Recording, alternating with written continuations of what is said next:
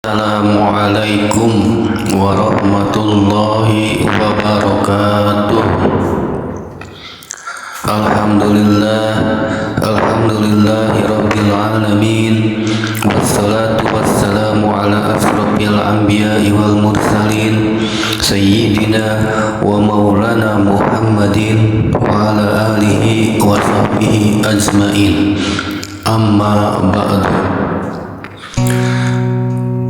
Alhamdulillah, saudaraku sekalian, sahabat channel Jaka Jalan Kemarifatan, kita ketemu lagi. Pada kesempatan kali ini akan membahas satu buah judul, yaitu tentang kiblat ruhani. Pengertian kiblat adalah arah kita menghadap, hanya menghadap bukan menyembah.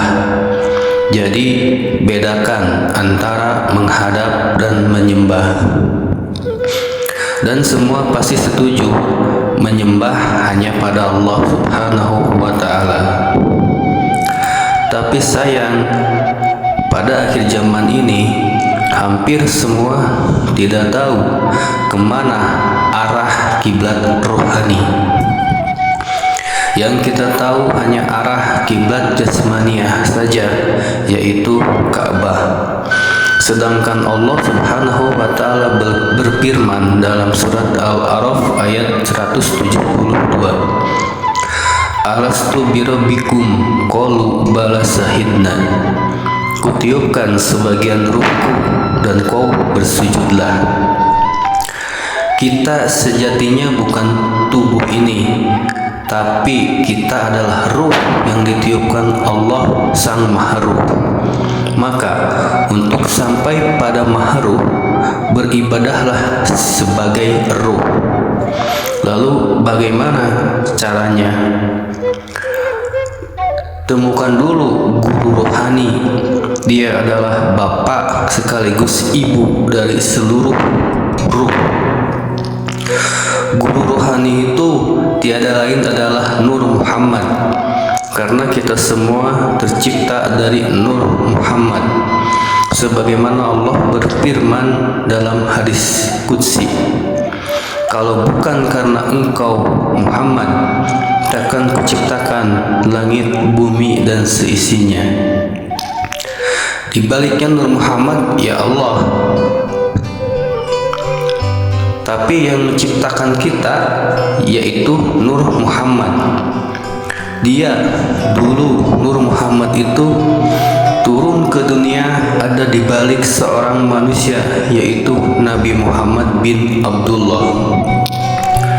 Singkatnya, kiblat rohani itu dulu diwakili oleh Nabi Muhammad, karena mustahil kita bisa langsung menghadap pada Allah yang mutlak dan laisa kamislihi syai'un. Allah Subhanahu wa ta'ala berfirman dalam surat Al-An'am ayat 79, Inni wajjahtu wajhiya lillazi fataras samawati wal ard. Kutiupkan, kuhadapkan wajahku pada wajah yang ciptakan langit dan bumi. Wajah siapa?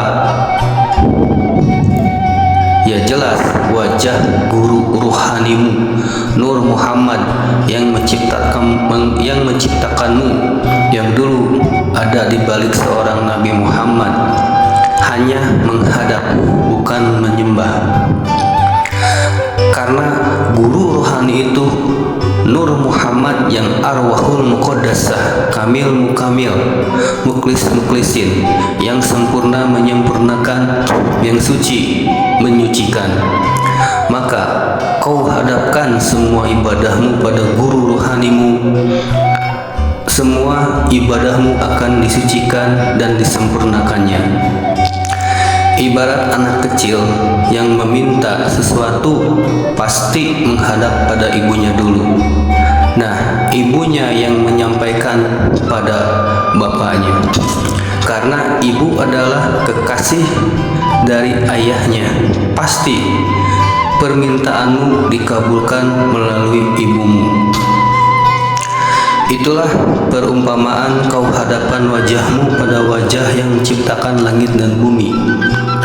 Karena Muhammad adalah Rasulullah atau kekasihnya Allah. Lalu bagaimana dengan zaman ini?